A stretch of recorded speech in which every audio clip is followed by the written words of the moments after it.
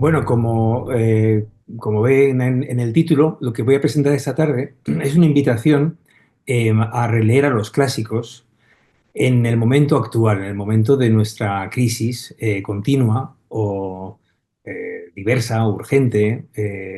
Ya saben que desde hace unos años el tema de la crisis es omnipresente en nuestra sociedad. La crisis pandémica, energética, climática, en fin, política también. Es una invitación a la lectura de los clásicos como maestros, como guías. Bueno, pues con esta idea de que los clásicos y la literatura clásica son esos mayores a los que debemos escuchar con respeto, con atención, porque quizá tengan algo que decirnos para el momento actual y también para el futuro, ¿no? Es esta idea de la búsqueda de mentores, ¿no? De maestros, de una guía, que a veces, de forma paradójica, se encuentra en el pasado, ¿no? Para lo más actual, ¿no? Y quería empezar con esto, con la paradójica modernidad de lo antiguo, de lo arcaico. Los clásicos siempre están de actualidad. Y a veces es posible leerlos y releerlos como mirando un futuro pasado, ¿no? Eso es lo que voy a proponer esta tarde aquí ante todos ustedes. En el principio fue el mito, Troya, la gran epopeya de Homero, la Ilíada. Voy a presentar una breve introducción a esta conferencia que se centra bueno, pues en los básicos clásicos o los clásicos más básicos, ¿no? Y ante todo está, por supuesto, el padre Homero, ¿no? En esta introducción quiero presentar las líneas generales de lo que pretendo hacer, ¿no? La conferencia tendrá tres partes, como ven en el subtítulo.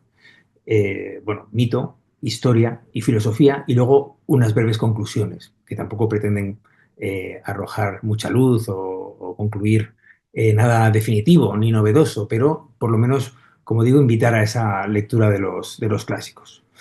Dice un autor francés, un tanto olvidado, Charles Peguy, que Homero es joven cada mañana y, bueno, no hay nada más antiguo que el periódico de hoy, las noticias urgentes. Hoy estamos aturdidos, azacaneados por la continua avalancha de noticias que nos llegan por todos los medios, por todas las redes.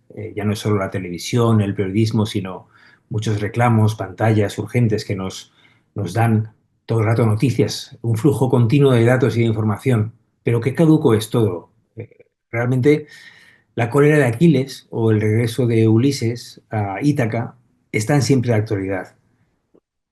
Comenzaremos por este principio, a modo de exordio, esta paradoja del comienzo de la literatura, que, como saben, es oral, ¿no? Cuando no había una musa escrita, era la memoria, de la que hoy ciertamente no andamos sobrados, la que se constituía como depositaria del saber primordial de los poetas, como este bardo mítico, Homero, el poeta. Aquí vemos una imagen de una pieza de cerámica griega con el triunfo de un poeta, quizá el propio Homero, un lírico, no sabemos, con la victoria que lo va a coronar y que va a ascender al Parnaso de los poetas, ¿no? Al Olimpo de los poetas.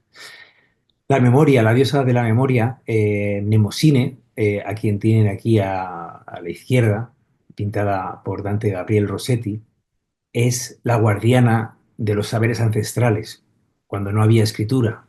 La composición de los poemas homéricos es una composición oral. Aquí tienen a la derecha un mosaico ya de época romana con Mnemosine, el dios Apolo, a la sazón dios de la poesía y de la profecía, y por supuesto las 9 hijas de Mnemosine con Zeus, que son las 9 musas, que patrocinan, como saben, las artes, pero también las ciencias, como la astronomía. La musa Calíope, la musa Clio, que vamos a tratar hoy, es decir, la musa de la épica y la musa de la historia, representan ese saber que se transmite de forma oral y de forma aural y que nos quiere enseñar también una pedagogía a través del mito, una manera de vivir, una ética, unas lecciones que son permanentes para el ser humano y que tienen que ver con el amor, el dolor, la superación del sufrimiento y toda la gesta, todas las hazañas de los héroes que aparecen en los dos grandes poemas homéricos, que son parte de un ciclo épico en torno a la ciudad de Troya, del que había muchas obras y muchos autores y muchos poetas y poemas que se compusieron en su día, pero del cual solo nos ha llegado, o sobre todo nos ha llegado completo, eh, bueno, pues este maravilloso par de poemas homéricos, la Ilíada y la Odisea. Aquí tienen una apoteosis de Homero, eh, de la época tolemaica. Homero desde el principio en la época antigua fue el educador de Grecia. Un educador ya de una época oral, como les digo, una época en la que no había escritura, pero pronto se consignará por escrito, ya en época de Pisístrato, y pronto será un modelo no solo de literatura, que obviamente lo es, ¿no? Con su hexámetro dactílico, sus epítetos, las aventuras de sus héroes, sino también un modelo de educación, una inspiración para buscar respuestas. Es curioso pensar en por qué consagramos a los clásicos como guías de vida. Piensen que hay pocos libros que han sido usados a lo largo de la historia para adivinar el futuro, para las artes de la profecía. Uno de ellos es Homero. Había suertes de adivinación con los poemas de Homero, con la Ilíada de la Odisea, como también con la Biblia, o en el Oriente con el I Ching. Pero es sin duda el padre de la poesía occidental y por eso empezamos con él, ¿no? En esta pequeña introducción a Homero. Y con la idea de que el arte que se transmite de generación en generación, el arte de la poesía, y en este caso la poesía que es la voz del pueblo y que transmite lecciones duraderas, no solo las de los héroes, sino también piensen en las de los dioses, la teología homérica o hesiódica de los comienzos, que han inspirado las artes de todos los tiempos, ¿no? Desde la antigüedad. Vemos la cerámica anterior o vemos este relieve donde se nos figuran estos dioses y estos héroes, pero también el poeta que les dio a luz como grandes modelos y grandes inspiraciones para buscar un camino.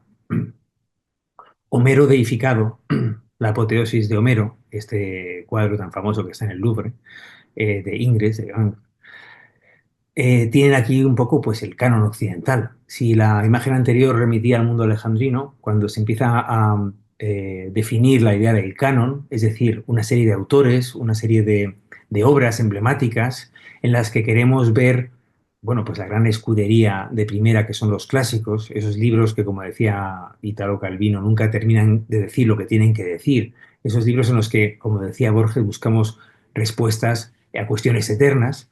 Pues aquí en este cuadro tan conocido vemos un montón de estos personajes aurorales de la literatura y del arte, desde Molière a Poussin, pintores y poetas franceses, Dante, Virgilio, los pintores italianos y, por supuesto, ante todo, coronado como en esa apoteosis por la victoria, con la palma, la corona de los poetas, está el vate ciego, Homero, que es el padre de toda la literatura y también de todas las artes en Occidente, ¿no? Y esta imagen nos recuerda su primacía, ¿no? Como tiempo después quiso también reflejar Dalí en esta versión muy sui generis de la apoteosis de Homero, en un año muy emblemático también para la civilización occidental, que es el fin de la Primera Guerra Mundial, perdón, de la Segunda Guerra Mundial, como en el año 1945, cuando termina la feroz contienda la más sanguinaria quizá de la historia, ¿no? Y de nuevo, la reivindicación del humanismo clásico a partir de Homero era necesaria, como también de las artes, de la retórica, de la diplomacia, de la paz, en un momento de gran turbación. Los clásicos, hemos empezado con el ejemplo de Homero, que es, digamos, el origen de todo. Están ahí también para darnos respuestas en momentos de zozobra, en momentos de crisis universal, ¿no? Y este año era uno de ellos, ¿no? Aquí tienen también una imagen, bueno, de un famoso artista británico, John Flaxman, que versiona la vasija que hemos visto al principio, la pieza de cerámica de figuras rojas, con la victoria de un poeta, entendiendo que es la apoteosis de Homero, y pintándose él mismo aquí también, a la derecha, admirando al poeta al que ha dedicado tantos esfuerzos. John Flaxman era director de la Academia de Artes británica, y es muy conocido por su labor de ilustrador de los poemas homéricos en la época de la explosión del neoclasicismo, que es finales del siglo XVIII, cuando artistas y teóricos muy diversos, el propio Flaxman, pero también Winkelmann en Alemania, arquitectos como Schinkel, que edifican nuevos Partenones y nuevos templos dóricos y jónicos para las asambleas y los congresos y los parlamentos nacionales, eh, promueven una suerte de renacimiento del mundo antiguo en la Europa que está cambiando y que comienza también a transformarse políticamente en el siglo XVIII y de cara al XIX con los nuevos regímenes de las democracias incipientes burguesas. Esa es un poco la larga historia de la Ilíada y la Odisea, que también nos atañe a todos y también atañe a la estética. Aquí tienen una imagen de Flaxman y un ejemplo de estas ilustraciones que a todos nos son familiares porque han acompañado las traducciones de Homero a lo largo de mucho tiempo, ¿no? Y de muchas ediciones, ¿no? En español, por ejemplo, la célebre traducción de Luis Segalá de 1909, a menudo publicada, impresa y reimpresa con esas ilustraciones. Y vemos la famosa escena de la Odisea en la que el bardo Femio está cantando en la corte de los Feacios del rey Alcino y hace llorar a Ulises porque recuerda las penas de Troya, recuerda el dolor de haber perdido tantos compañeros en la guerra, ¿no? Esas ilustraciones son realmente magníficas y personalmente no puedo pensar en Homero sin evocarlas. Pero vamos a esta primera parte de la conferencia que está centrada en el mito, ¿no? Y en el valor pedagógico y propedéutico e inspirador del mito, ¿no? Aquí tienen en la imagen otra ilustración de John Flaxman a los poemas homéricos, en concreto aquí a la Odisea.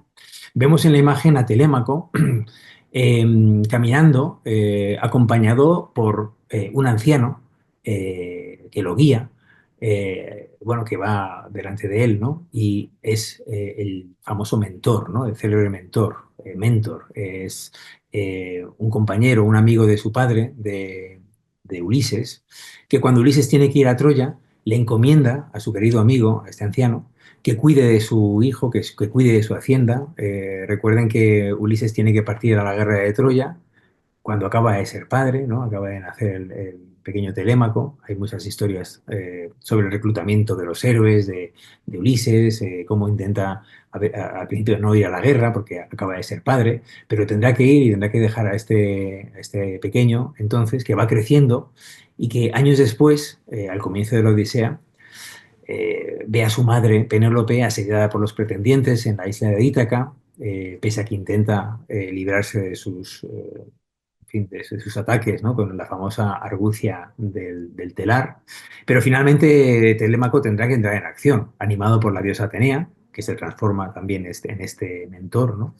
Eh, Fíjense que la palabra mentor hoy día realmente es una de esas palabras que nos remiten inmediatamente al mundo clásico, pero que hoy no todos saben que proviene del mundo clásico, ¿no? Ocurre como Mecenas, ¿no? El célebre amigo de Augusto que reúne a la corte de los poetas que bueno,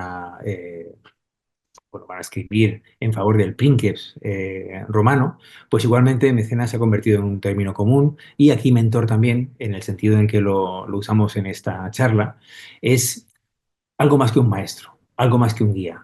Es una persona que nos muestra el camino, nos ayuda en momentos de desazón, de turbulencias, de zozobras. Es justo lo que está haciendo Mentor con Telémaco en esta escena. Él acompaña a Telémaco en la aventura de ir a la búsqueda de noticias de su padre. Ya saben que todos los héroes en algún momento de su peripecia tienen que ir a buscar al padre, tienen que ir a buscar los orígenes. En este caso, Mentor lleva a Telémaco o lo acompaña, lo guía en cierta forma, en un viaje que va a llevar al joven príncipe de Troya a la corte de Pilos, del rey Néstor, a la corte de Esparta, del rey Menelao, que han vuelto ya de la guerra sanos y salvos, otros muchos han caído por el camino, y bueno, pues Telémaco va a indagar noticias de su padre, es la telemaquia, que se suele llamar así, ¿no? Los primeros cuatro cantos de la Odisea que se dedican a esta aventura, una especie de coming of age del joven príncipe de Troya que tiene que ir a buscar noticias de su padre, ¿no? Y aquí es Atenea, bajo disfraz, es decir, el principio divino, rector de estos maestros de verdad, ¿no? Siguiendo la afortunada expresión de Marcel Detian, los maîtres de vérité, que son sabios, filósofos, guías. Ese es mentor para nuestro Telémaco, ¿no? Y yo creo que eso también pueden ser los clásicos para nosotros en momentos complicados, en momentos de crisis, ¿no? Tiempo después, bueno, en esta versión francesa de Fenelón, Las aventuras de Telémaco, de 1699, dedicada al gran delfín de Francia, el escritor francés retoma la historia de Telémaco y escribe una aventura, desarrolla, digamos, esta aventura del viaje de Telémaco acompañado por mentor, como quieran, ¿no? Es más popular la acentuación mentor también, los mentores que hemos titulado, ¿no? Con los que hemos titulado esta charla. Pues escribe esta obra que tendrá una influencia enorme en su época. Hay muchas obras de arte francesas, inglesas, alemanas, que se hacen eco de esta obra que en principio es una especie de espejo de príncipes. Es una obra, como les decía, bueno, dedicada eh, al príncipe heredero de la corona francesa. Y bueno, está dirigida a los jóvenes también, ¿no? Al momento digamos, en el que el joven tiene que buscar su camino, ¿no? El ciclo del héroe en la mitología es esto, ¿no? Es realmente un ciclo en fin, de descubrimiento de la misión que hay que cumplir en la vida y necesariamente la juventud es un momento esencial para ese desarrollo, ¿no? De la persona.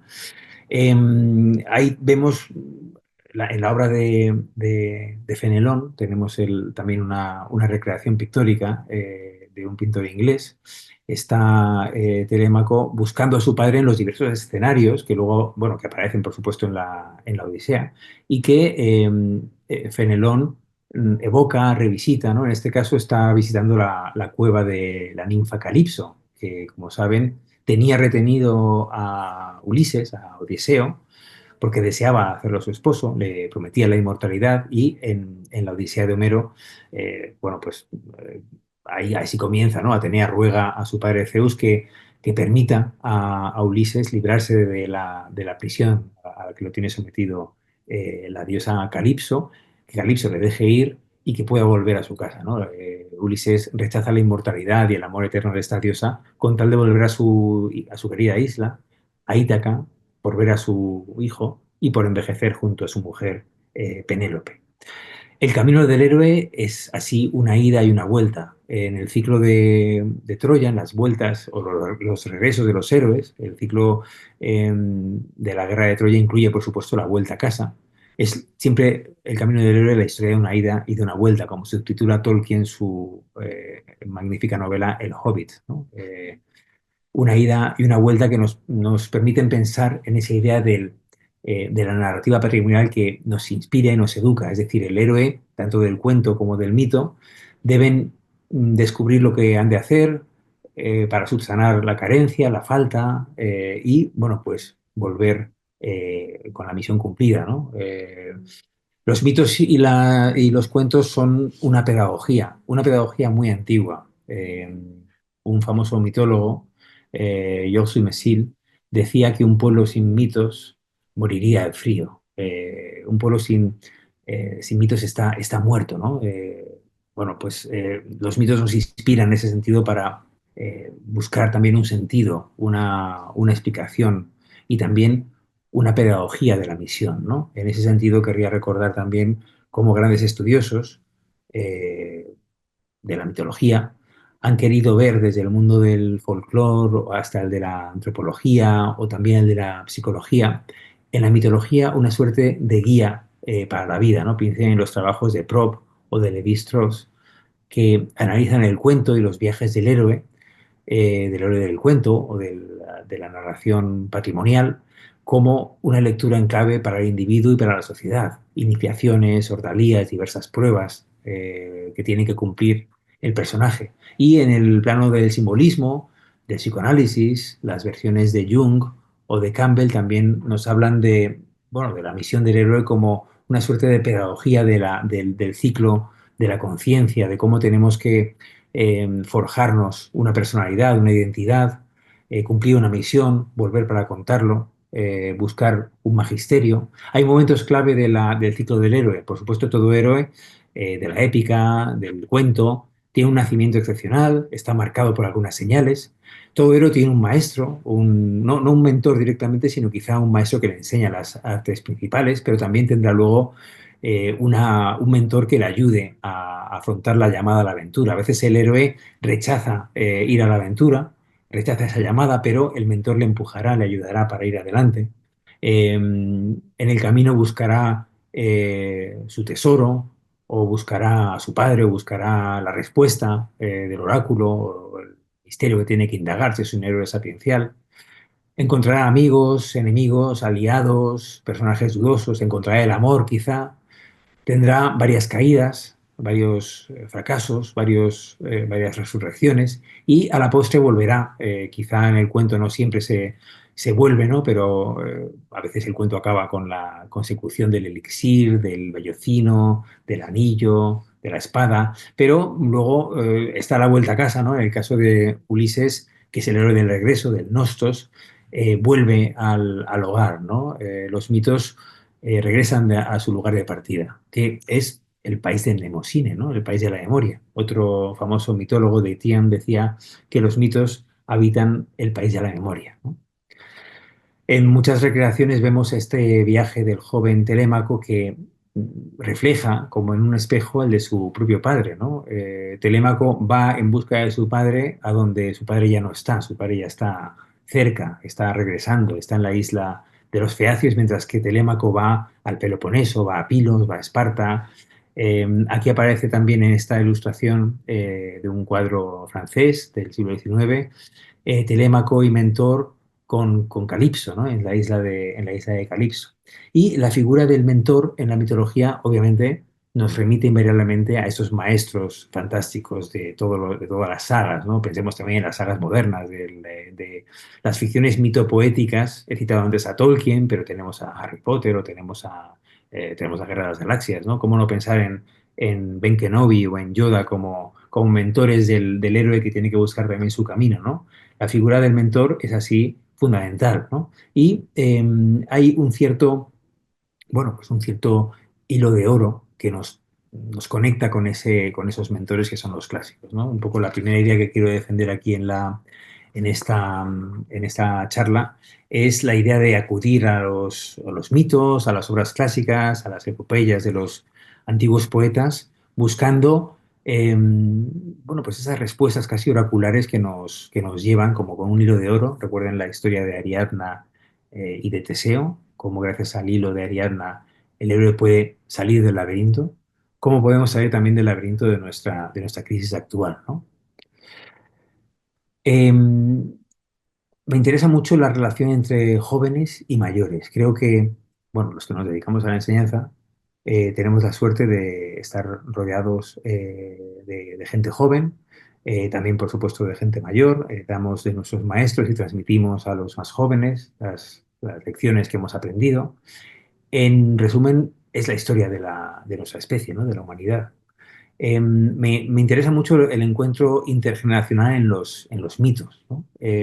Aquí tenemos en la pantalla otra pieza de cerámica ateniense, de figuras rojas, un esquifo esta vez, que está en Viena, y donde pueden ver la escena final de la Ilíada, ¿no? Ven que pasamos de la Odisea a la Ilíada y a otras versiones de las aventuras de esos héroes, pues, en la literatura universal, en el cine, en fin. Al ciclo del héroe en diversos formatos. Aquí tenemos la entrevista final entre Príamo y Aquiles, que concluye la Ilíada. Hay que recordar que la Ilíada comienza con la cólera de Aquiles, ¿no? La cólera canta diosa de Aquiles, hijo de Peleo, funesta, recuerdan los comienzos de este poema. Comienza con una escena muy conocida, en la que hay un enfrentamiento entre Aquiles y Agamenón. Un anciano, un adivino anciano, Crises, ha acudido al campamento de los aqueos para que le devuelvan a su hija, que está capturada como rehén en el campamento de los griegos y que es la esclava de Agamenón. Pero Agamenón se niega a devolverla al anciano, ¿no? Eh, Apolo, que es a la razón el protector del sacerdote de Crises, desata la peste en el campamento aqueo, y así finalmente Agamenón se ve obligado a devolver a esta muchacha, ¿no? Y ante la insolencia o el enfrentamiento, ante, digamos, desparpajo de Aquiles, ¿no? Que es el mejor de los héroes, le quita a su doncella, le quita a su muchacha. Eso genera la cólera de Aquiles y precipita todo el poema, que conocen ustedes muy bien, digamos, todos los lances de este poema. Pero comienza con un anciano que llega a un hombre joven y le pide a su hija, que está retenida, ¿no?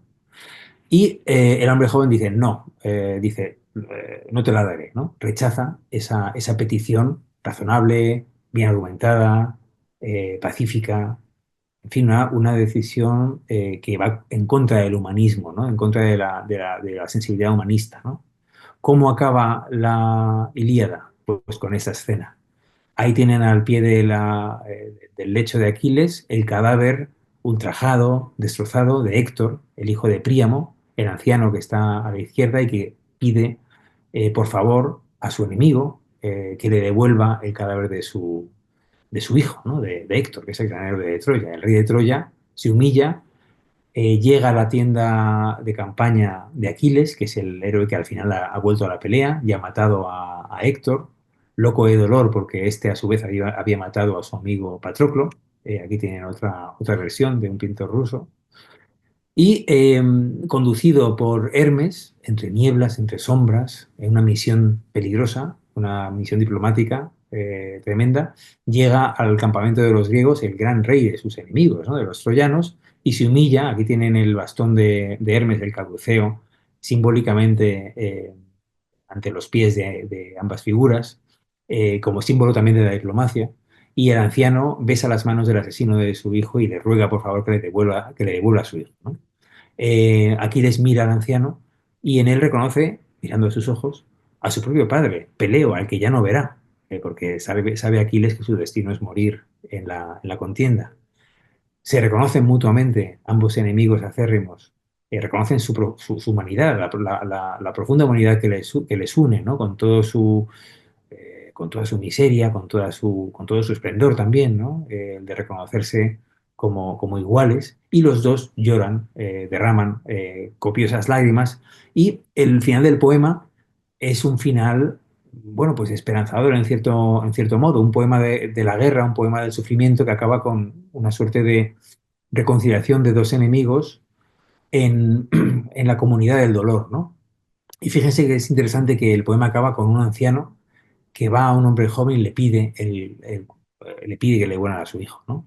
Y esta vez el joven héroe accede, ¿no? Ha habido un cambio, ha habido un arco total de transformación. Hemos pasado de la negativa, de la hostilidad, de la enemistad, hemos pasado a la humanidad, al humanismo, a conceder lo que pide la sensibilidad, lo que pide la piedad, la humanidad, ¿no? Y aquí está también una de las lecciones del mito, ¿no? Bueno, nos hemos centrado sobre todo en Homero porque es uno de los maestros de la mitología, ¿no? Y es uno de los maestros que nos permite entender bien las lecciones que nos enseña la Ilíada, que no es un poema de glorificación de la guerra, sino que es mucho más, ¿no? Acaba con esa escena humanista que George Steiner o Carlos García Ovar han visto como un momento emblemático para el nacimiento de la sensibilidad occidental, ¿no? Y con esto, con esta relación entre los jóvenes y los mayores, también quiero ejemplificar el respeto que debemos guardar a nuestros grandes mayores, que son los clásicos, ¿no? Y en cuyas obras encontramos ese hilo de oro que nos conduce a un camino que han seguido ellos y que con sus aciertos con sus errores puede orientar nuestros pasos en nuestra propia búsqueda, ¿no? Como la de Telémaco, ¿no? Llevado de la mano de Mentor, ¿no? Otros héroes ligados a la materia troyana ya van mucho más allá, ¿no? El último superviviente de Troya, el único que queda vivo, el único héroe, hijo de una diosa, curiosamente, es Eneas, pasará el testigo de la épica, de la historia, de la literatura, de esa sensibilidad también humanística, poética, de la pedagogía del mito también a Roma, ¿no? Y aunque en los poemas homéricos tiene un papel relativamente bastante secundario, ¿no? Obviamente, ¿no? Es un personaje secundario, en la épica de Virgilio aparecerá como un nuevo modelo de héroe. Fíjense en estas imágenes que les muestro, esta estatua de Bernini. Es un héroe muy, muy curioso, un héroe piadoso, ¿no? Un héroe que lleva en brazos a su padre inválido, Anquises, el cual lleva a su vez en las estatuas de los dioses familiares, muy caras a los romanos. Es un héroe ya romanizado, obviamente. Y de la mano a su hijo, a su joven hijo, bueno, que será Ascanio, el joven, bueno, hijo de Eneas, ¿no? Que ven aquí también en esta otra recreación de Federico Barocci, huyendo de la ciudad en llamas como último superviviente, como refugiado, y en otro momento del ciclo heroico importante, yendo a fundar un nuevo lugar, un nuevo hogar, una nueva patria, ¿no? Uno de esos héroes que como Aquiles, Ulises y otros tantos, Jasón, Hércules, pues representan también la quintesencia del heroísmo y representan muy bien también la figura del héroe en el ciclo mitológico, ya sea uno, como quieren algunos autores, el citado Campbell, por ejemplo, o varios, ¿no? O ya sea un héroe con diversas máscaras y advocaciones, o ya sean varios, ¿no? Estos temas, digamos, el hilo que une la Odisea y la Ilíada, ¿no? Los poemas de Homero, con el gran poema de Virgilio, la Eneida, sobre el que volveremos, también nos inspira la idea de volver bueno, a leer a estos clásicos para encontrar las respuestas a nuestros anhelos. Es curioso, una de las razones que enumera Calvino, al que he citado antes, en su librito ¿Por qué leer a los clásicos? Dice que de un clásico nunca puedes decir que lo estás leyendo, porque siempre lo estás releyendo, ¿no? Mientras que otra de las razones dice, no puedes decir nunca de un clásico que lo estás releyendo, porque siempre lo estás leyendo. ¿Por qué esta paradoja? Obviamente no puedes decir que lo estás leyendo porque nunca lo lees por primera vez, siempre lo conoces de antemano, siempre has oído hablar de las sirenas de Ulises, Troya y Eneas, aunque leas por primera vez la Eneida. Y nunca puedes decir que lo estás releyendo, si ya lo has leído, porque siempre hay algo nuevo, siempre lo estás leyendo como desde la primera vez, ¿no? Esa también es la magia de estos poemas, ¿no? Bueno, de estas lecciones de la mitología que nos llegan como en un hilo de oro. Bueno, y aquí tienen, pues en algunos libros míos eh, he tratado estos temas, ¿no? Estos temas de la mitología clásica, bueno, como una especie de gran repertorio en mi libro de Alianza Editorial o en el Hilo de Oro. Precisamente intento bueno, pues hacer una especie de apología de cómo podemos aprovechar las lecciones de los clásicos para nuestro mundo actual, ¿no? Cómo entender las lecciones de Mentor, de Ulises, de Aquiles, de Patroclo, de estos héroes de la vieja épica, bueno, pues para encontrar, digamos, al menos una cierta serenidad y algunas pautas, algunas guías en nuestra vida, ¿no? Los clásicos en ese sentido y los mitos son maestros de vida. Bueno, vamos a la segunda parte de esta charla, que se dedica a la historia. Otra maestra, ¿verdad? Decía Cicerón. La historia es maestra de la vida, ¿no? Magistra vitae. De Heródoto a Tácito, aquí tienen las ruinas de Halicarnaso, el actual Bodrum en Turquía, patria del gran historiador Heródoto, que es el padre de la historia. Aquí tienen las primeras líneas de su obra. El primer libro, que se llama Clio, ¿no? Como ven, es la historia de Heródoto de Halicarnaso, los libros de la historia. El primero, los filólogos alejandrinos dividieron la obra en 9 libros con los nombres de las 9 musas a las que aludíamos antes. Y el primero es, por supuesto, el que lleva el nombre de Clio, que es la musa de la historia.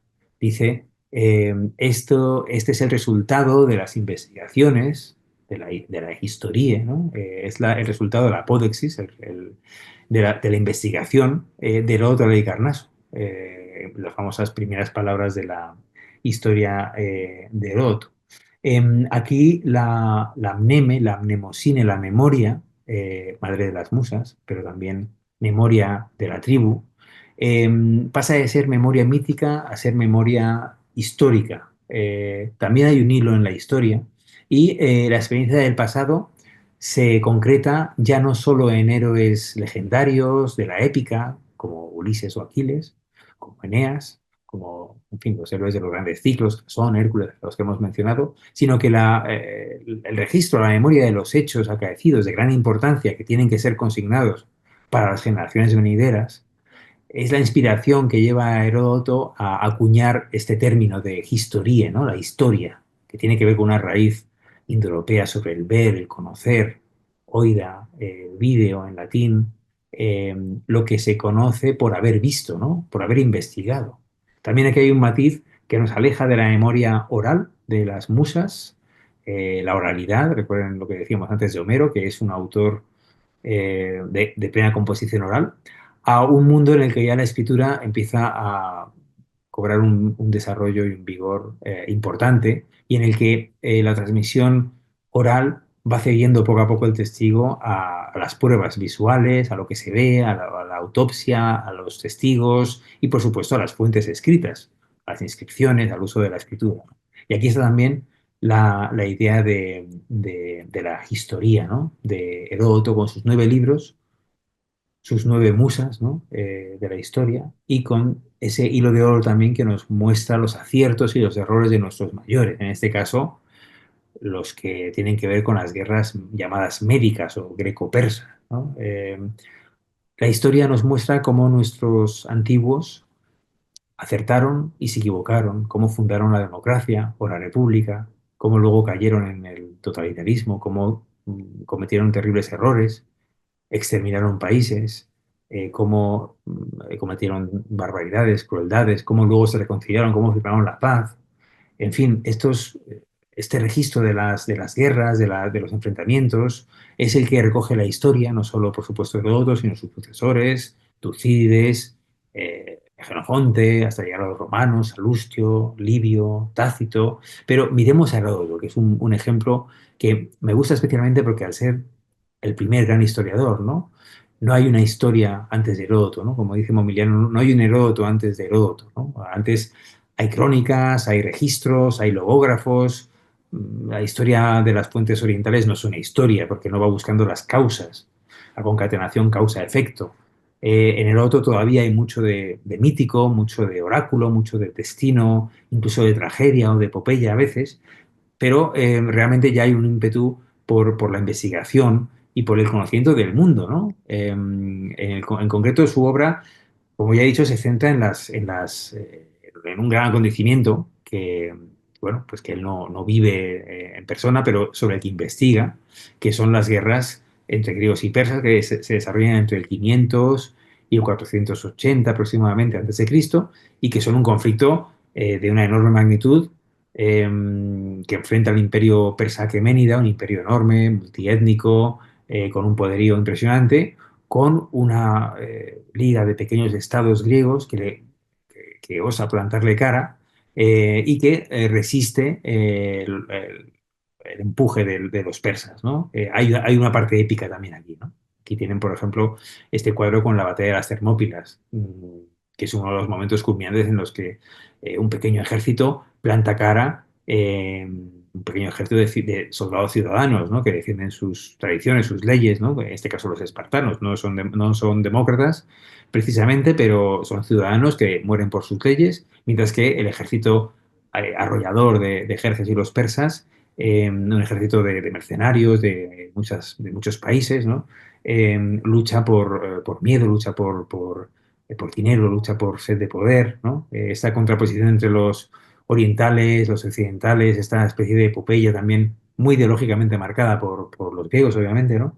Es magnífica, ¿no? Y es obviamente el núcleo de la historia de Heródoto. Pero Heródoto es mucho más que la historia de las guerras llamadas médicas, ¿no?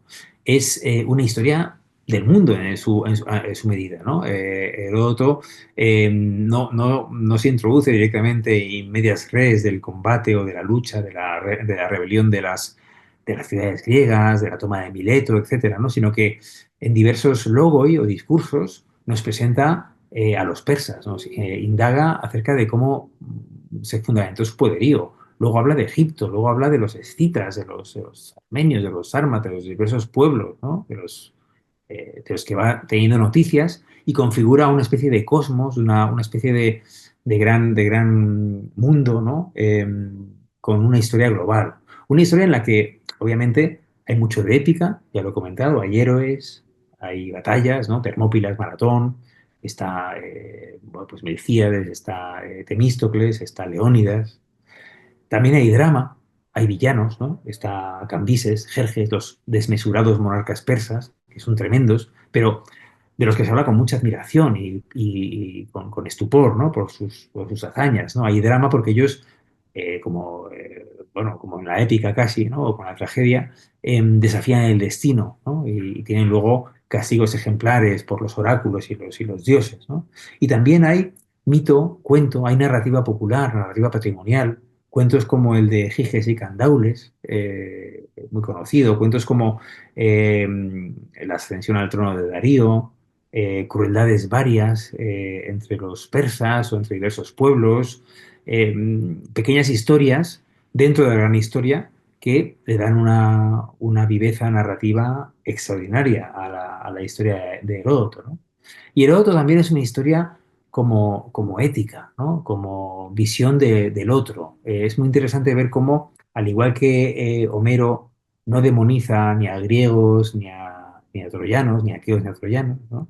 Tampoco aquí hay una visión negativa del persa, sino, como decía antes, una admiración tremenda, ¿no? Una admiración que le lleva a interesarse muchísimo por todas las intrigas y todos digamos, los misterios de la corte persa, ¿no?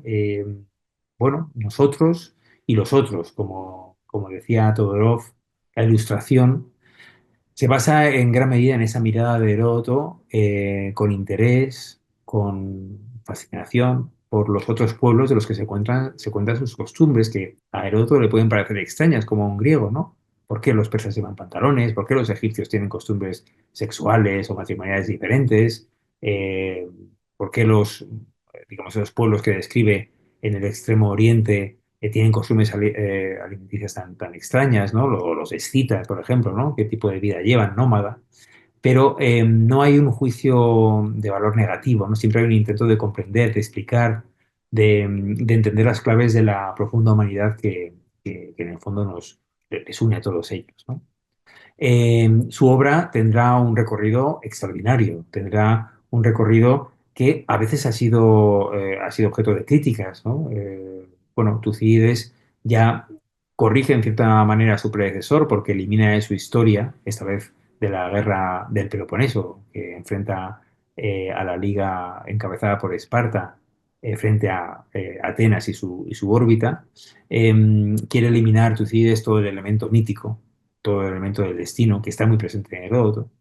Luego, otros autores como Plutarco en el siglo segundo reprocha a Heródoto bueno, por su visión un tanto favorable a los bárbaros, a los persas.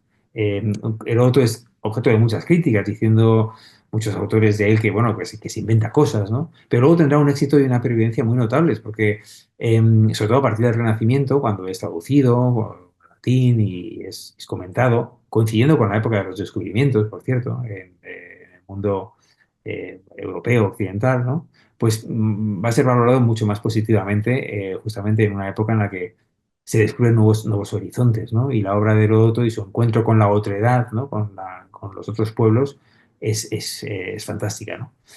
La historia de Heródoto también nos permite una mirada humanista, ¿no? Que es en el fondo lo que quiero proponerles esta tarde, ¿no? Al igual que Homero, también en Heródoto se encuentra la profunda humanidad que nos une a todos en el gusto por la narrativa, por narrar, por recordar las historias, por recordar la historia, ¿no? Esa dualidad incómoda en español, ¿no? La historia con mayúscula y las historias. En inglés es history story, ¿no? Las pequeñas historias que componen un marco, perdón, componen, digamos, bueno, pues diversas cápsulas dentro del gran marco de la gran historia que quiere narrarnos Heródoto, que es la guerra de los griegos y los persas, conviven muy bien, ¿no?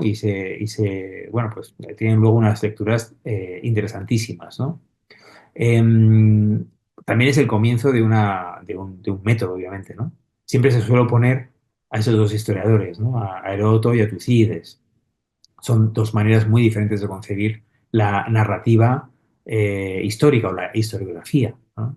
En el caso de Heródoto hay quien ha visto incluso etnografía, antropología, incluso un gusto casi por el reportaje, ¿no? Que cuenta pequeños cotilleos, ¿no? Del amor, de los amoríos, de los desamores, en fin, es curioso, ¿no? Porque esto realmente no tiene nada que ver con el método implacable, frío, diseccionador de Tucídides que intenta ver las causas profundas, ¿no? Más allá de las aparentes, los pretextos que llama él, la profasis, ¿no? Las causas profundas, ¿no? De los comportamientos humanos, que muchas veces tienen que ver con el miedo, con la ambición, con el dinero, ¿no? Son dos historiadores que se suelen representar con miradas opuestas, pero también complementarias, ¿no? Y en la posteridad de Heródoto ha sido, como les decía antes, bueno, pues ensalzado de nuevo, después del Renacimiento sobre todo, hasta llegar al siglo XX, ¿no?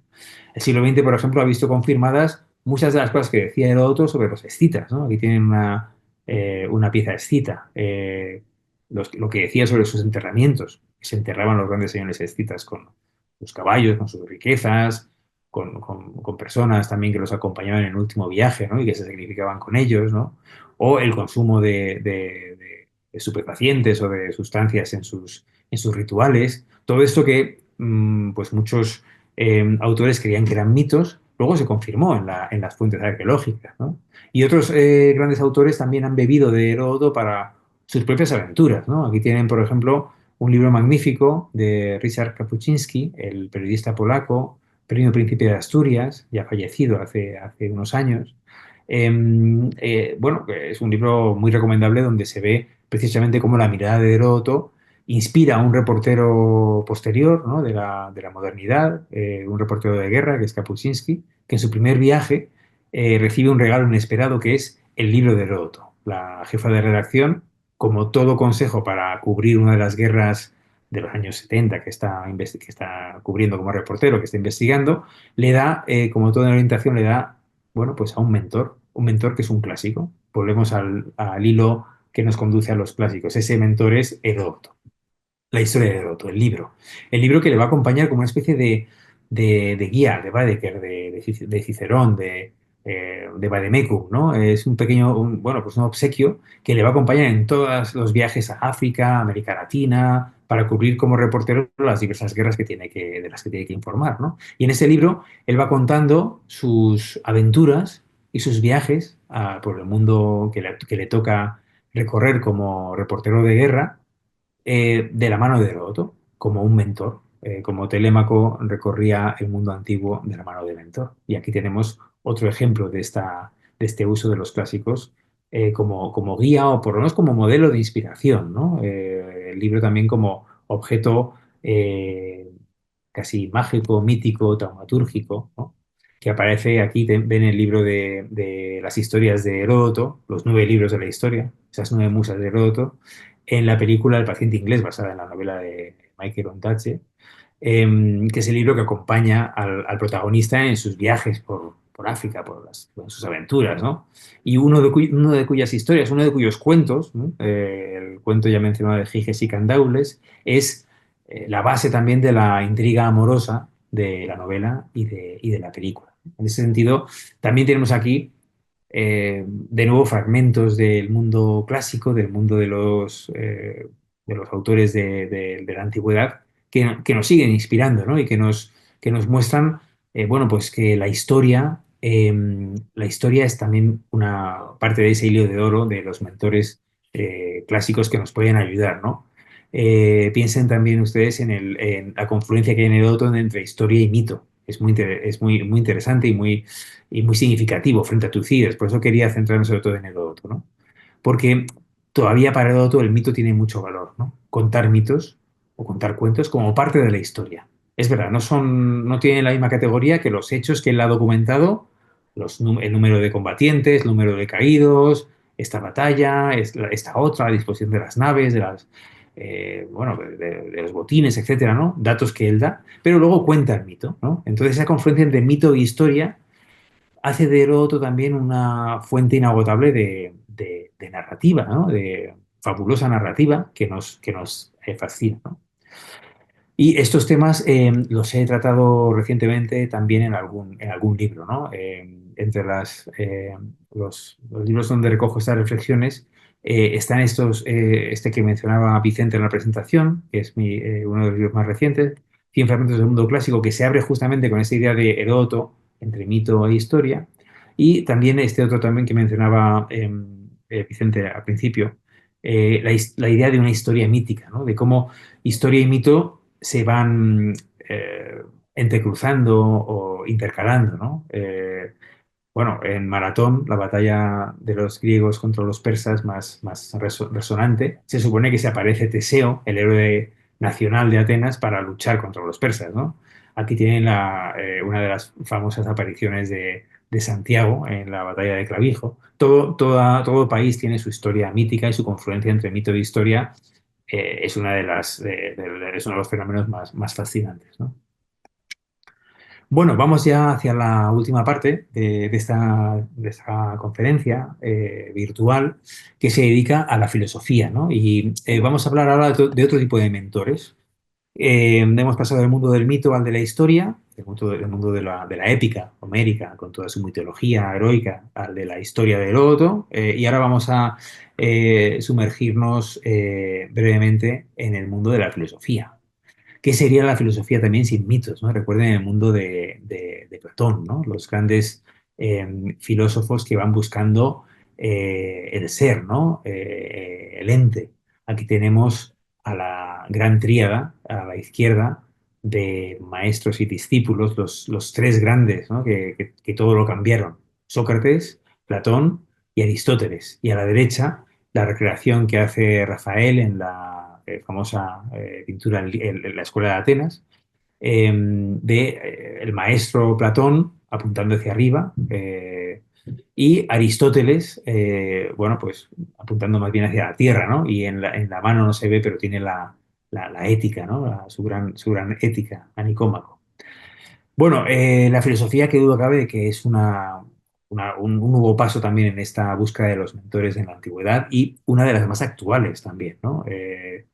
Hay quien busca en la narrativa mítica guías e inspiraciones. Hemos citado algunas ficciones modernas en las que hay esa inspiración. Hay quien la busca en la historia también, como hemos visto, pero la filosofía antigua, sobre todo griega y romana también, ha vuelto con especial fuerza en nuestro mundo en crisis, sobre todo desde la pandemia, con unas lecturas renovadas de esos autores que nos ayudan también a entender nuestro mundo.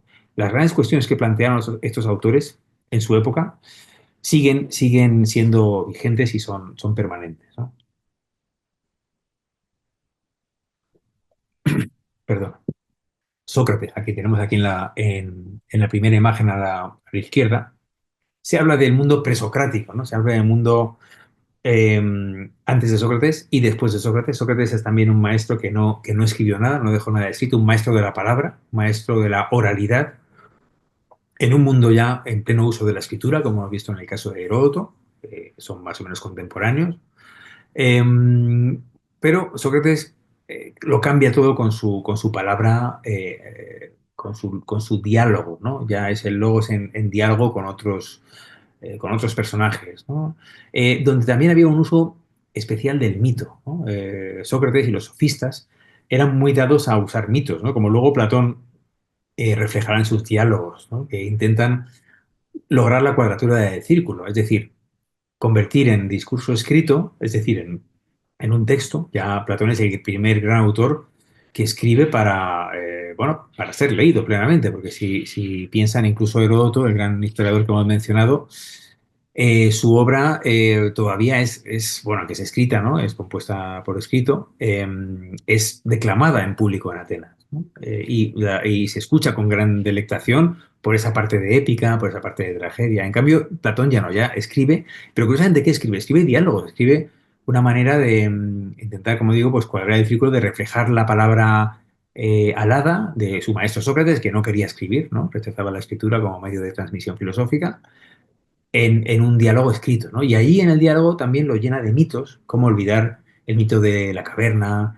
el mito del auriga, el del andrógino, en fin, es toda una suerte de cuentos filosóficos, ¿no? Mitos filosóficos o cuentos a veces, ¿no? A veces son alegorías, el de la caverna, o el mito de que es una especie de viaje astral, al más allá, que muestran esa vieja tradición de los cuentos sapienciales, los cuentos filosóficos, ¿no?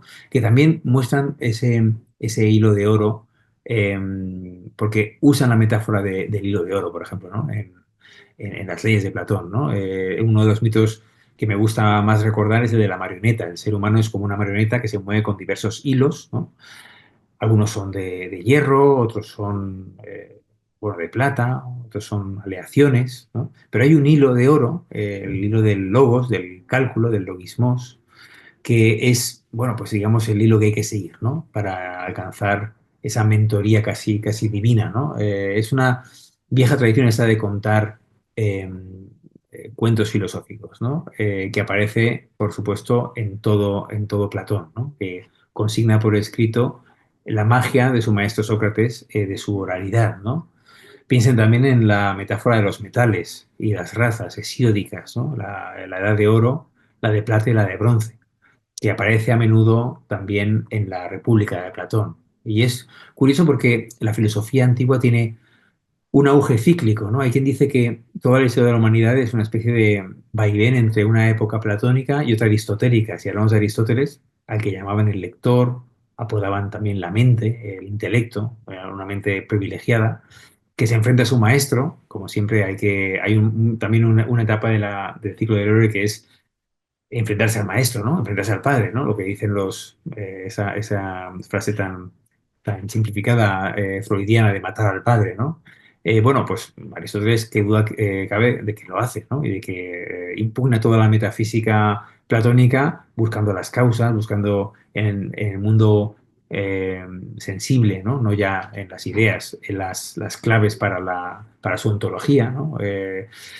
Aristóteles es un gran desarrollo, ¿no? Y es ese mundo cíclico de lo platónico y lo aristotélico que desde entonces ha venido marcando el pensamiento occidental. Si lo piensan, edades platónicas y aristotélicas ya en el mundo cristiano, medieval, con la escolástica, con la ilustración, etcétera, se siguen sucediendo, ¿no? Quizá ahora estamos en una época más aristotélica, quizá acabándola, ¿no? Porque es una época, una era de técnica, de árbol de las ciencias, como el gran maestro del liceo quería, ¿no? Frente al maestro de la academia.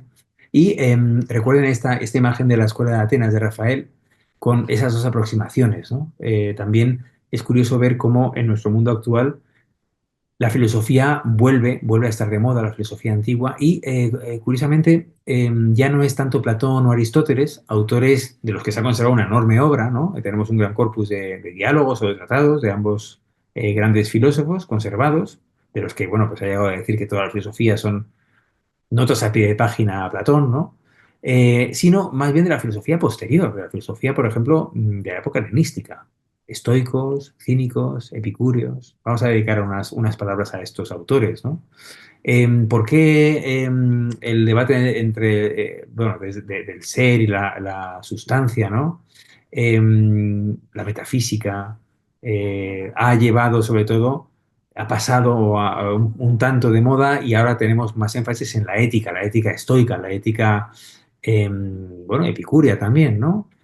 Después de Aristóteles hay un gran cambio de época, el mundo después de Alejandro Magno. Recuerden que Alejandro es discípulo de Aristóteles, está marcado por una cosmópolis, por un mundo interconectado y por nuevas escuelas de filosofía que, como la estoica, creada por Zenón de Citio en torno al 301 en Atenas, en la Estoa pintada, ¿no? En la Estoa de Atenas, de ahí el nombre, estoicos, que enseñan podríamos decir, en la vía pública, ¿no? Como los cínicos también, ¿no? Creados por Diógenes, ¿no? El famoso Diógenes el Cínico, en su barril, también enseñando la libertad del sabio de una manera un tanto desvergonzada, o los epicúreos como bueno, la escuela llamada El Jardín, que funda Epicuro de Samos, aunque es ateniense también en Atenas, ¿no? Atenas se convierte en época helenística y romana en una especie de ciudad universitaria. Bueno, pues estas filosofías son las que están ahora, digamos, atrayendo la atención de nuestro mundo, ¿no? De nuestros días, mucho más que quizá esta especie de contraposición platónico-aristotélica. Y ahí tenemos bueno, pues la moda, el auge estoico o neoestoica, con diversos ejemplos que vamos a recorrer brevemente, ¿no? ¿Cómo no hablar de los estoicos de época romana? El estoicismo, como les decía, se funda en época helenística, en época post-alejandrina, en Atenas. Hay una estoa antigua, Crisipo, Cleantes, después de Zenón.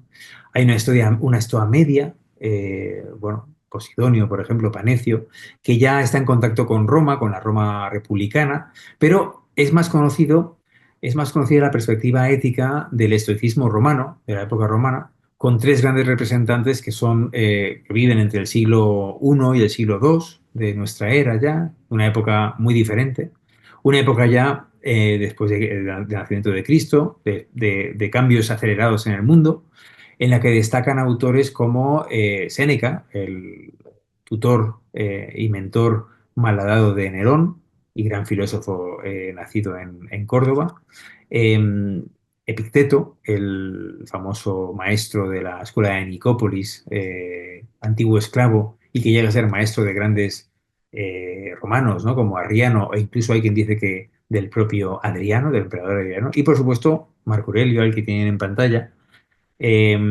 con sus meditaciones, que son uno de los libros quizá más leídos actualmente, ¿no? Un claro exponente del regreso de esta filosofía antigua a nuestra actualidad, ¿no? En el mundo de Internet, de los libros de autoayuda, de la psicología, se está usando el estoicismo como una especie de nuevo budismo casi, ¿no? Se ha puesto de moda para buscar respuestas a estos mentores, ¿no? Aquí tienen dos imágenes del manuscrito de Marco Aurelio y de una de bueno, de su edición primera, ¿no? En la Edad Moderna, ¿no? El emperador filósofo es uno de los más, bueno, de los más citados y los más leídos hoy día en uno de los dos libros más singulares de la historia. No, no voy a hablar de Séneca, pero sí de Marco Aurelio y de Epicteto, ¿no? Que es este segundo filósofo, ¿no? A quien tienen aquí en una recreación, porque no tenemos imágenes suyas, de Marco Aurelio tenemos muchas, ¿no? Epicteto es un autor enigmático, muy parecido a Sócrates en cuanto a que no escribió nada. Las obras que tenemos suyas, el Enquiridión, que tienen aquí el título en una edición antigua en la pantalla, llamados así manual, ¿no? El manual de Epicteto o las diatribas o disertaciones, son obras que escribió un discípulo suyo, fascinado por sus clases, que es Flavio Arriano, y que a modo de un Genofonte socrático o un Platón socrático, quiso dejar constancia escrita de las lecciones del maestro, ¿no? Epicteto es un personaje increíble situado cronológicamente entre Marco Aurelio y Séneca, del que sabemos muy poco, de cuya vida sabemos muy poco. Su nombre significa comprado, adquirido en griego. No sabemos ni siquiera cómo se llamaba. Había sido esclavo de joven, fue sometido a torturas o malos tratos por su amo, de ahí le quedó una cojera, por eso se le suele representar con esta muleta. Era un esclavo, ex esclavo lisiado que luego abre una escuela de filosofía en una ciudad de provincias y que por sus lecciones se convierte en un gran maestro que, como les decía, pues atrae la atención de muchísimos romanos de la élite, ¿no? Y eso es bueno, pues bueno, una señal de su enorme éxito. Piensen que el propio Marco Aurelio, al que tenemos aquí de nuevo, ¿no? En este bronce tan estupendo, lo cita con admiración y es uno de los maestros de referencia, ¿no? Del esclavo, ¿no? Del esclavo. Es curioso, ¿no? Un emperador y un esclavo, una pareja singular, ¿no? Pensemos en lo transversal del estoicismo que puede servir a ambos extremos de la pirámide social, al hombre más poderoso del mundo y al hombre menos libre del mundo, ¿no? Que es un esclavo. Curiosamente, parece que el hombre en principio, más libre del mundo, que sería el emperador, más poderoso, el que más dinero, medios, fortuna, tropas y recursos tiene, quiere aprender cómo ser libre. La libertad del sabio es uno de los aspectos que más estudia el estoicismo, ¿no? Que intenta ver la clave de la razón que lo informa todo, que lo guía todo, que le da sentido a nuestro mundo y a nuestras vidas, cómo ser libre de las vanas opiniones, cómo ser libre de las ataduras, cómo ser libre de los bienes aparentes o de los deseos innecesarios, cómo ser libre del deseo sobre todo, ¿no? Cómo liberarse de las pasiones. Bueno, pues todo eso lo aprende el emperador del esclavo, ¿no? O del ex esclavo. Es muy curiosa esta pareja, ¿no? Dos personajes, dos personalidades en los dos extremos y dos estoicos de referencia que han llegado a nuestros días en dos libros magníficos, ¿no? No me canso de recordar lo especial, la especificidad de estos libros, ¿no?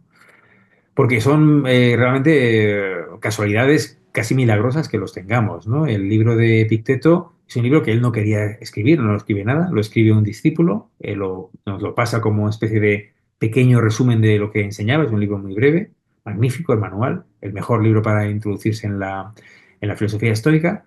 Y luego las meditaciones de Marco Aurelio son un libro que no está escrito para que lo leyéramos nosotros, es un libro que realmente no es un libro, ¿no? El título con el que se ha transmitido es, bueno, las cosas para sí mismo, ¿no? Ta eis heauton, ¿no? Las cosas para sí mismo, ¿no? Es decir, el libro dedicado, los libros dedicados a sí mismo, son notas personales, sin orden ni concierto, reflexiones cíclicas que van volviendo una y otra vez sobre temas eh, interesantes que le agobian sobre la vida, sobre la muerte, sobre el sentido de las cosas. De ahí que lo abra uno por donde lo abra, siempre le dice algo, ¿no? Y es un libro que también debe acompañarnos, ¿no?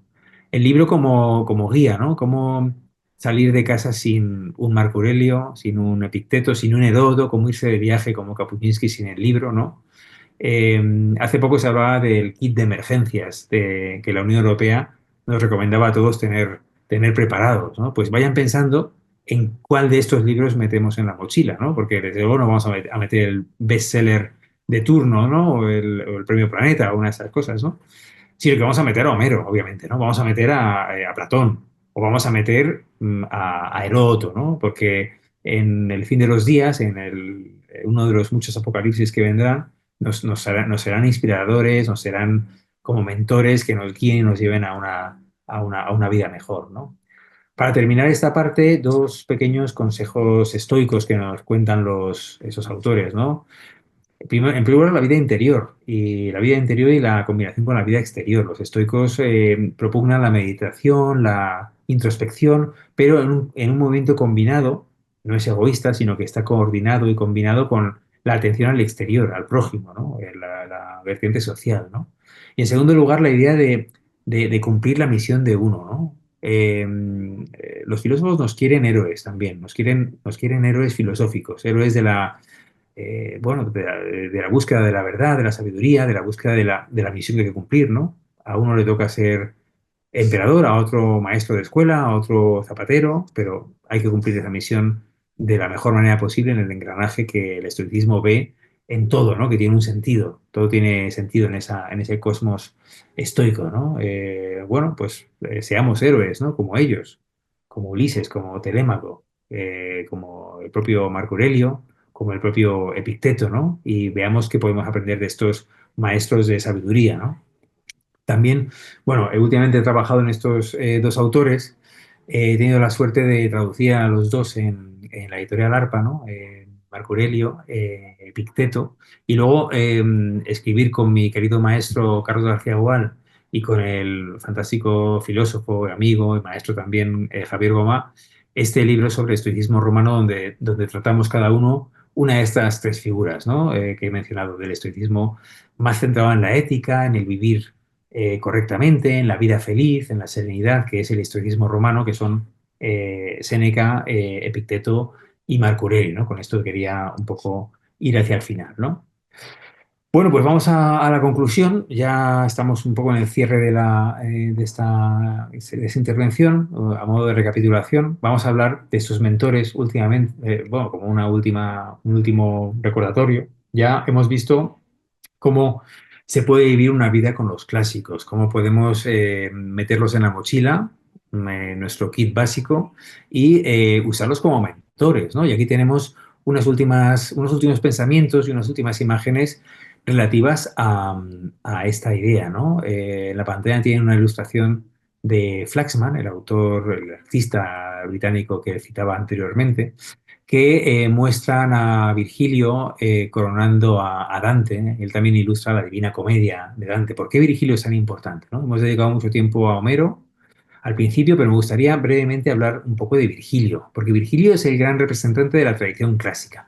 Y la tradición clásica, como ese rollo de papiro que sostiene Virgilio, este mosaico antiguo, es como un testigo que se pasa a las generaciones venideras.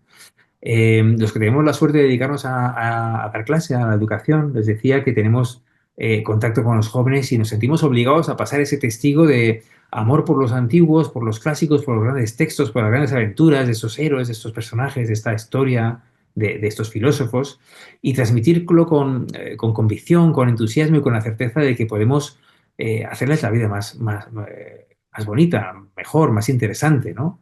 Virgilio es el símbolo de esa tradición. Virgilio es la unión entre Grecia y Roma, entre Troya, entre el ciclo de los héroes de la caída de Troya, y la nueva ciudad de Roma, que será el gran imperio del que todavía somos herederos, ¿no? Somos muy romanos, ¿no? Y también pasa a la Edad Media, obviamente, con la idea de Virgilio como guía en el viaje medieval por excelencia de conocimiento, de superación, la epopeya de Dante, ¿no? La gran comedia, ¿no? La Divina Comedia, en la que Virgilio lleva de la mano al poeta, al sumo poeta italiano, al sumo poeta toscano, a visitar mundos más allá de la experiencia, ¿no? A una metafísica, a una épica de la metafísica, ¿no? Y bueno, pues vamos de la mano de estos autores, ¿no? Virgilio también es un mago, es un profeta. Ya saben que para los cristianos quedó muy pronto rehabilitado cuando en la cuarta égloga muchos quisieron leer que ese puer, que ese niño que iba a venir era Cristo, ¿no? Era el nacimiento de Cristo. Y Virgilio también tendrá su apoteosis, como Homero, ¿no? Este cuadro de Jerome, que se llama El siglo de Augusto, nos recuerda esta idea, ¿no? Aquí aparece a la derecha está el poeta esencial del mundo de Augusto, que es Virgilio. Está Augusto coronado y al pie de esta imagen, que obviamente nos recuerda y homenajea al cuadro de la apoteosis de Homero, con todos esos personajes, ¿no? Es la época del cambio de era, ¿no? El comienzo de la era cristiana. El cristianismo no acaba con la tradición clásica, sino lo contrario, ¿no? La integra, la amplifica. El hecho de que Augusto esté citado en los textos evangélicos, el censo, el nacimiento de un nuevo héroe que lo va a cambiar todo, es muy interesante, ¿no? Y también enlaza los dos mundos, ¿no? Y ahí está Virgilio, que según la tradición cristiana, es el poeta pagano que supo intuir el nacimiento de Cristo y el cambio de la era, ¿no? Del siglo que lo iba a cambiar todo, ¿no? El siglo de Augusto, ¿no? Aquí le tienen eh, para que lo identifiquen claramente en el boceto de Jerome, ¿no? Virgilio coronado como poeta al lado de Augusto, ¿no? En ese boceto. Virgilio será también siempre recordado bueno, por su famoso epitafio, ¿no? Y su enterramiento en Nápoles, donde dice la tradición que, de alguna manera, con un encantamiento sostiene el universo, no solo napolitano, sino esencialmente el de la tradición de la civilización occidental, ¿no? Virgilio Occidente, ¿no? Como el famoso libro de Hackert. El viaje al mundo de los muertos, el viaje al más allá, que emprende Dante de la mano de Virgilio, nos recuerda por qué los poetas clásicos, por qué Homero, por qué Virgilio, empezamos con Homero, acabamos con Virgilio, son la guía de excepción en este viaje al mundo de los muertos, que es uno de los motivos esenciales de la literatura antigua, la aventura definitiva, que es el paso al otro lado, de la guía de un mentor, ¿no? Telémaco viaja con Mentor, Dante viaja con Virgilio, nosotros viajamos de la mano de estos grandes guías de excepción, ¿no? Y bueno, pues en la noche oscura, en el mezzo del camino de nuestra vida, ¿no? Encontramos quizá la voz providencial de un poeta clásico que nos lleva a un buen puerto, ¿no? Y es este viaje del mundo antiguo, ¿no? De la tradición clásica, de la literatura clásica, que es un diálogo también con los muertos y es un diálogo fecundo entre generaciones, ¿no? No solo mayores y antiguos, sino bueno, con las nuevas generaciones a las que debemos transmitir bueno, estas convicciones, ¿no? En todas las tormentas, en los círculos más recónditos del infierno, todavía nos tocará transmitir ese testigo, ¿no? Y seremos, bueno, guiados por la seguridad de esos ejemplos poéticos, ¿no? Con el hilo de oro de los clásicos y con la voz de los maestros que nos lleva a cumplir nuestra misión, pese a todo, pese a que estemos en el inframundo, ¿no? El viaje al mundo de los muertos, la catábasis, ese viejo motivo de la literatura universal, desde el Gilgamesh hasta el descenso de Don Quijote a la cueva de Montesinos, es fascinante, ¿no? Hace poco se dedicó un libro fantástico de Miguel Herrero al tema en la antigüedad, ¿no? Del viaje al mundo de los muertos y hay muchos otros fantásticos abordajes de cómo el tema se va heredando, ¿no? Después del cristianismo en la literatura universal, ¿no? Por supuesto con Dante. Y quería acabar con ello porque en el fondo es un viaje al más allá lo que nos proponen estos clásicos en la guía de excepción que tenemos, ¿no? La mentoría, pues, la vemos como telémaco, ¿no? Mentor, en esta última imagen que les propongo de Meunier, nos anima a la aventura, nos señala el barco, tenemos que partir de viaje. Bueno, pues todos somos héroes en ese sentido, ¿no? Seamos Ulises, bueno, somos Ulises ahora, fuimos telémagos, algún día nos tocará ser mentores, o seremos, digamos, los héroes en diversas etapas, ¿no? Solo somos Penélopes, Ariadnas, en fin, mito, historia y filosofía, nos acompañan en el camino como una especie de guía de excepción, con la voz de los maestros, que algún día, y una vez cumplida nuestra misión, también nos tocará transmitir a los más jóvenes, ya no como Ulises o Telémaco, sino quizá como mentores, ¿no? Esto es todo. Muchas gracias.